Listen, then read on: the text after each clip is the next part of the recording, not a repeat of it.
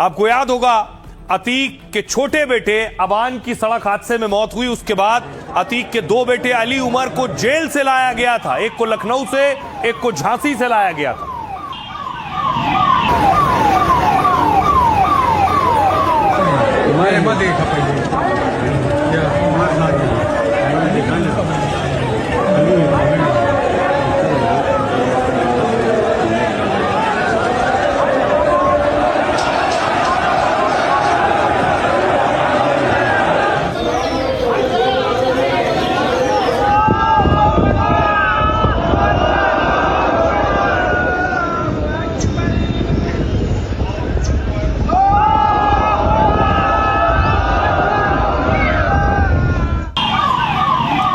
और हुआ क्या कि उमर और अली को लाया गया। उन्हें लाते वक्त लंबा चौड़ा काफिला चल रहा था। गाड़ियों के पीछे गाड़ी लगी हुई थी। आगे देख रहे हैं पुलिस वैन चल रही है जिसमें उमर को रखा गया है, और पीछे पीछे देखिए दर्जनों गाड़ियां चल रही थी उमर की गाड़ी के पीछे।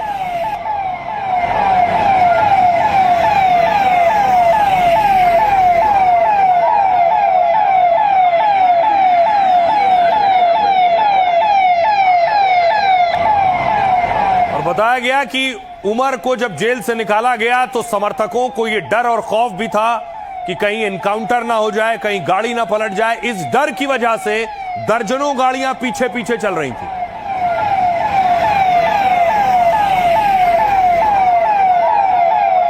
तो गाड़ियों का लंबा चौड़ा काफिला था। अब इस पर एक्शन हुआ है क्योंकि गाड़ियों ने बहुत से नियम कायदे कानून तोड़े, ऐसा पुलिस का कहना है। देखिए क्या हुआ।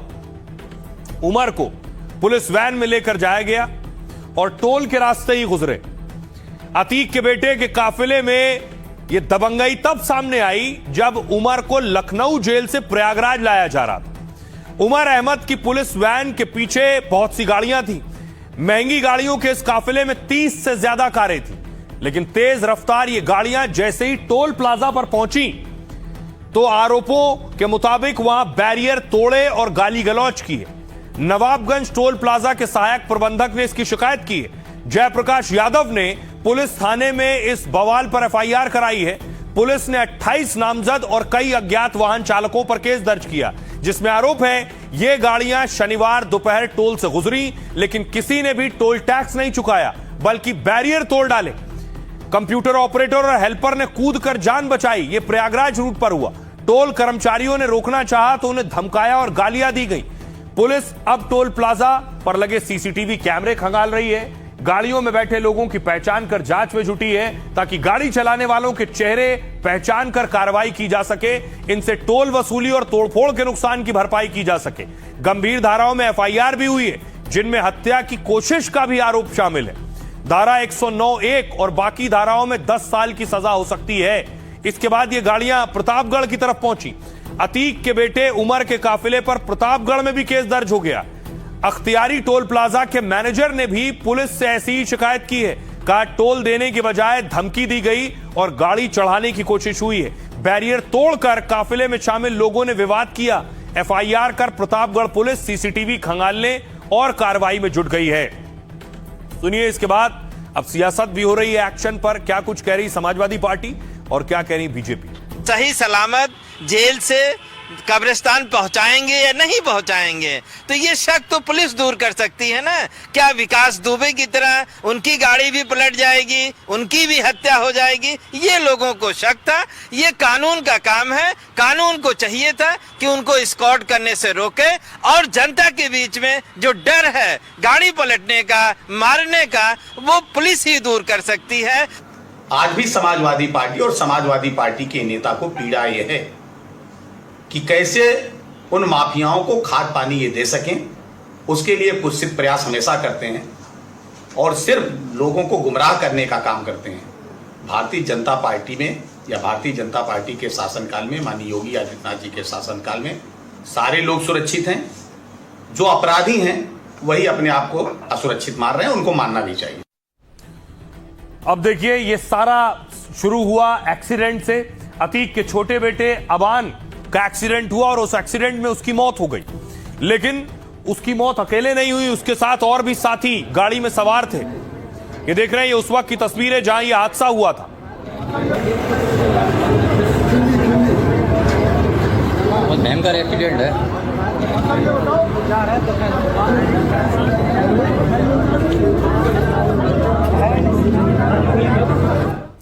इस हादसे में बड़ी चीज यह थी कि अबान की अकेले मौत नहीं हुई। अबान के जो साथी थे उनमें बहुत से साथी घायल हो गए थे। अब हालात ये है, इनमें कई साथी गंभीर स्थिति में हैं, जो जिंदगी और मौत के बीच जूझ रहे हैं।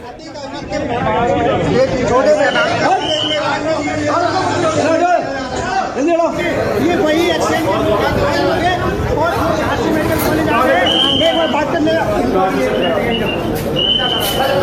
नाम क्या है इनका नाम?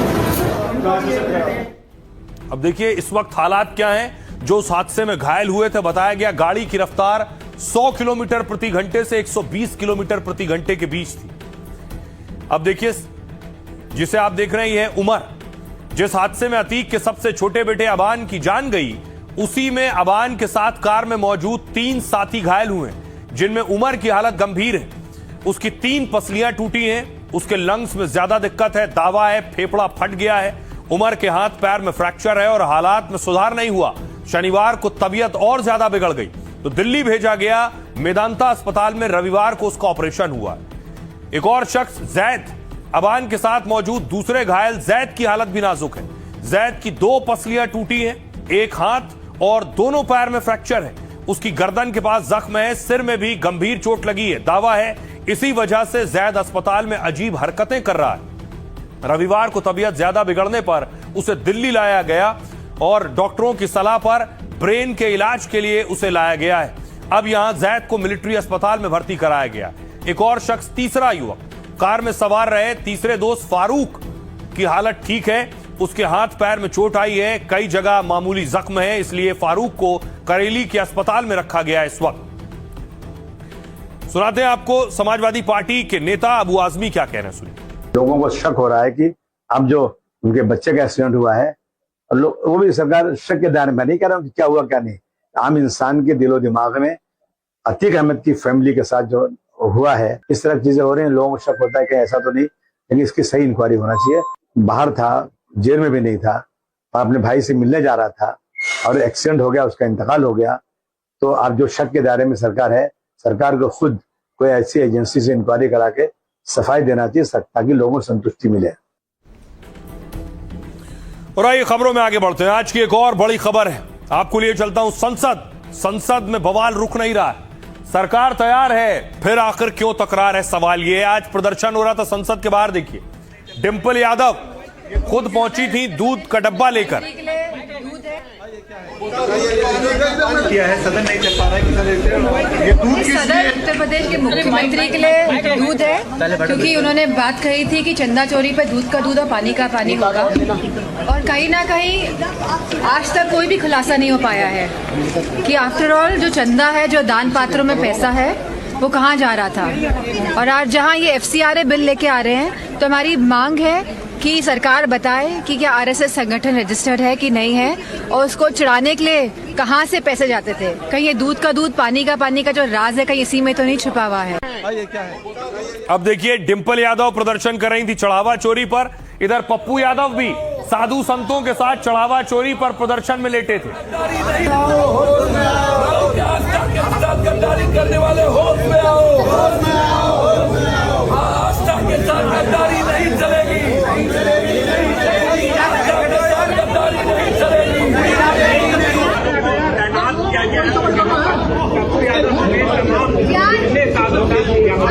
आप देख रहे हैं पप्पू यादव भी साधु संतों के साथ सड़क पर लेटे हैं। दूसरी तरफ ये तो बाहर प्रदर्शन हो रहा था, लोकसभा के अंदर हंगामा हो रहा था।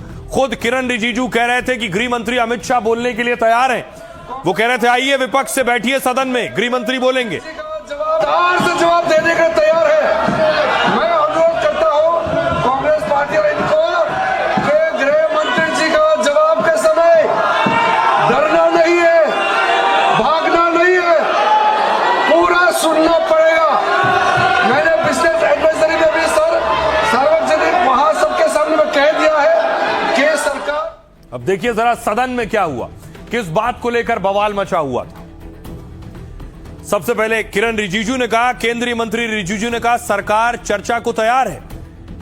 छात्रों के प्रदर्शन पर चर्चा के लिए केंद्र सरकार तैयार है। गृह मंत्री अमित शाह सदन में जवाब दे सकते हैं। रिजिजू ने कहा, जब शाह बोले तो विपक्ष को उनकी बात सुननी चाहिए। उन्होंने कहा, एक एक बात का जवाब दिया जाएगा, लेकिन जब अमित शाह बोले तो फिर विपक्ष हंगामा ना करे। गौरव गोगोई ने कहा कि पार्टी की मांग को फिर दोहराया। गोगोई ने कहा कि सरकार ने साफ नहीं किया है कि गृह मंत्री कब जवाब देंगे। साथ ही अयोध्या चढ़ावा चोरी पर सरकार ने स्टैंड साफ नहीं किया है। वहीं अखिलेश ने राम मंदिर चढ़ावा चोरी पर चर्चा की मांग की। अखिलेश ने कहा, सरकार सवालों से भाग रही है, जवाब क्यों नहीं देती है। लोकसभा स्पीकर ओम बिरला ने सांसदों से अहम बिलों पर चर्चा की मांग की। संसद का मानसून सत्र 20 जुलाई से चल रहा है। 13 अगस्त को मानसून सत्र खत्म होने वाला है। 3 हफ्ते के दौरान लगातार हंगामे से कार्रवाई बार बार स्थगित हुई।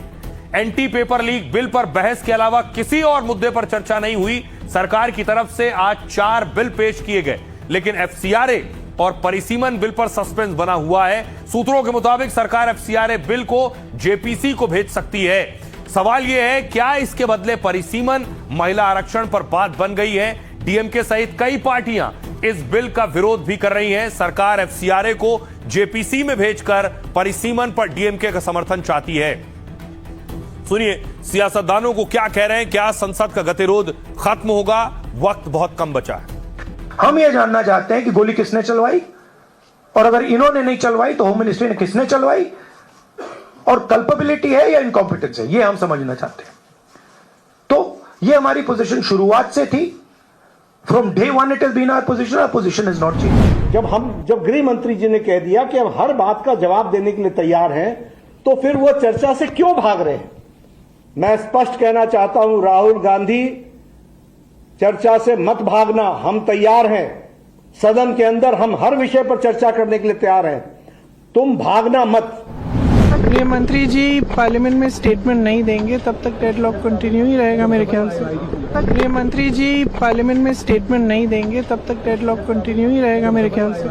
गृह मंत्री जी डिटेल पूरे घटनाओं का बहुत डिटेल में जवाब देने के तैयार है, फिर राहुल गांधी जी भाग रहे हैं।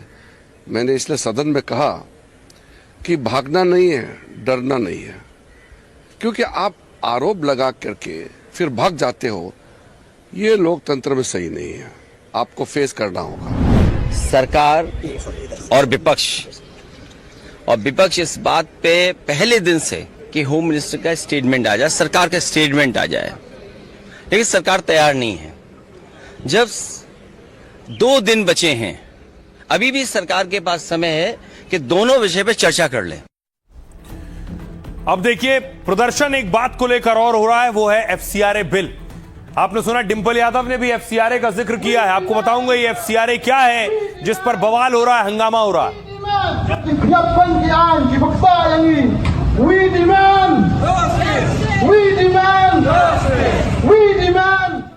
अब देखिए एफसीआरए क्या है। बहुत कम लोग जानते हैं कि उन्होंने नाम सुना है, एफसीआरए पर बवाल हो रहा है, लेकिन आखिर क्यों हो रहा है? एफसीआरए का मतलब है फॉरेन कंट्रीब्यूशन रेगुलेशन एक्ट। यह बिल मार्च में लोकसभा में पेश हुआ था, लेकिन अभी इस पर चर्चा और पारित होना यह बाकी है। विदेशी फंड को लेकर यह भारत का कानून है। देश के एनजीओ संस्थानों के विदेशी फंड पर नजर रखता है, विदेशी फंड के इस्तेमाल को नियंत्रित करता है। इसका मकसद विदेशी फंडिंग का राष्ट्रीय हित के खिलाफ इस्तेमाल रोकना है। इसमें कई तरह की संस्थाएं शामिल हैं, चैरिटी, शैक्षणिक संस्था, धार्मिक निकाय और एनजीओ हैं। इन सब को विदेशों से फंड हासिल होता है। संशोधन बिल में केंद्र सरकार को एक नामित प्राधिकरण बनाने का अधिकार दिया गया। यह प्राधिकरण विदेशी चंदे और चंदे से बनाई गई संपत्ति का प्रबंधन अपने हाथ में लेगा। इसका राजनीतिक दलों और ईसाई संगठनों ने विरोध किया है। इनके मुताबिक अगर विदेशी चंदे से स्कूल, अस्पताल या दफ्तर बनाया जाता है और अगर उस संस्था का एफसीआरए रजिस्ट्रेशन खत्म हो जाता है, तो बिल के मुताबिक यह संपत्ति सरकार के बनाए प्राधिकरण के पास चली जाएगी, यानी जब्त हो जाएगी। अगर संस्था तय अवधि में नया रजिस्ट्रेशन करा लेती है तो इस संपत्ति पर उसका कब्जा दोबारा बहाल कर दिया जाएगा, लेकिन तय अवधि में नया रजिस्ट्रेशन नहीं होने की स्थिति में इस पर केंद्र के बनाए प्राधिकरण का कब्जा हो जाएगा। बिल में इसी को लेकर सबसे ज्यादा बवाल है। इसका कई दलों और धार्मिक संगठनों ने विरोध किया है।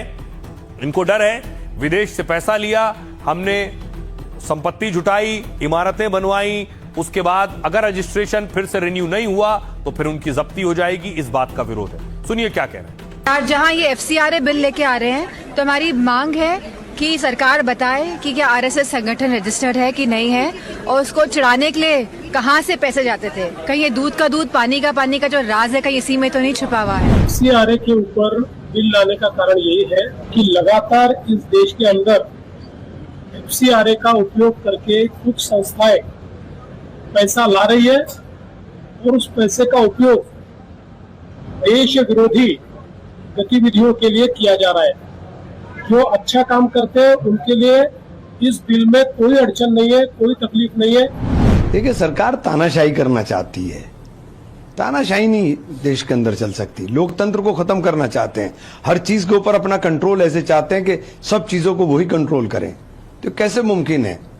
हमारा लोकतांत्रिक देश है, लोकतांत्रिक देश में इस प्रकार से बर्दाश्त नहीं हो पाता। मुझे लगता है कि SPRA बिल भी आना चाहिए और डिलिमिटेशन बिल भी आना चाहिए और ह्यूमन रिजर्वेशन बिल भी आना चाहिए, लेकिन अभी इस सत्र में मुझे लगता है कि ह्यूमन रिजर्वेशन बिल और डिलिमिटेशन का बिल आने की संभावना नहीं।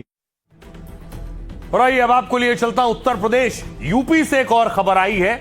जैसे मैंने कई बार कहा कि यूपी में चुनाव है, विधानसभा के वक्त कम बचा है, सभी पार्टियां एक्टिव हो गई हैं।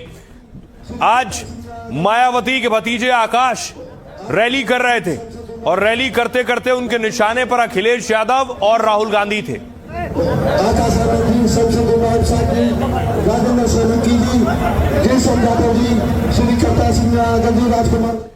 देखिए मायावती के भतीजे राहुल और अखिलेश को क्या कह रहे हैं।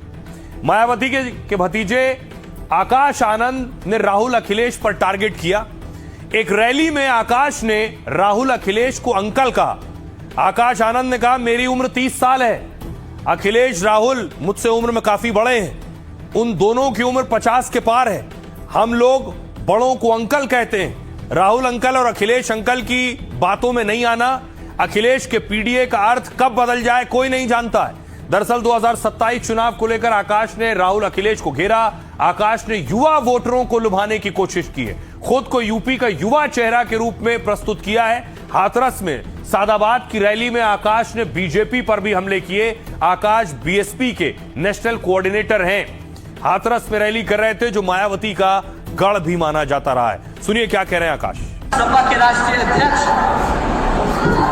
आदरणीय अखिलेश अंकल जी की उनकी उम्र अब हो गई है। अगर मैं 30 साल का लड़का 50 साल के बाद आदमी को अगर अंकल नहीं कहूंगा तो फिर क्या कहूँ, आप ही बताएं। कांग्रेस पार्टी के राहुल अंकल हैं, जिन प्रदेशों में उनकी कांग्रेस की सरकार चल रही है वहीं पर वो वही काम कर रहे हैं जो यहाँ भाजपा कर रही है। नोएडा और आगरा का एक्सप्रेसवे दिखाएं, इतने सालों बाद भी आज वो ऐसा का ऐसा ही खड़ा है।